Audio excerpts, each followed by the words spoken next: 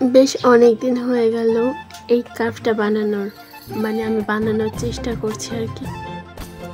একজন ইউটিউবারের ভিডিও দেখে ইন্সপায়ার হয়ে আমি এটা বানানোর চেষ্টা করি আর মোটামুটিভাবে বানাতেও শুরু করে দিই।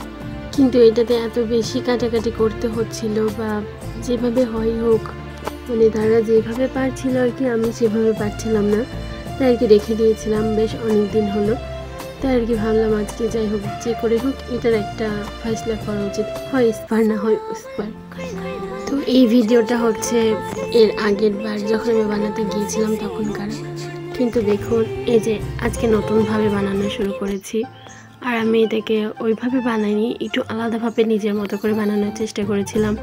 আর ওই যে ওই কিউট যেটা পেছনে দেখতে পাচ্ছেন, ওইটাকে আমি প্রথমে আঁকিয়েছিলাম, কিন্তু আম্মু বললো ওইটা নাকি মূর্তি হয়ে যাচ্ছে। আর আমরা যেহেতু আমার টেবিলটা সামনে আর এটা টেবিলের সামনে রাখবো, সেই জন্য আর কি আমার আম্মু বললো যেন এইটাকে ওইটা না রেখে, অর্থাৎ ওই কিউট যে চোখ মুখ আঁকায় রাখছি ওইটা না আঁকিয়ে যেন ফুল টাইপের কিছু আঁকাই, তাই আর কি এটা আঁকিয়ে দিলাম।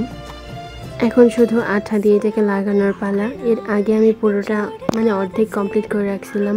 আর এই যে এটা ফাইনাল লুক, কেমন লাগছে অবশ্যই জানাবেন। আর আপনাদের কাছে কি এইটা বেশি ভালো লাগছে নাকি এটা অবশ্যই কমেন্ট করবেন।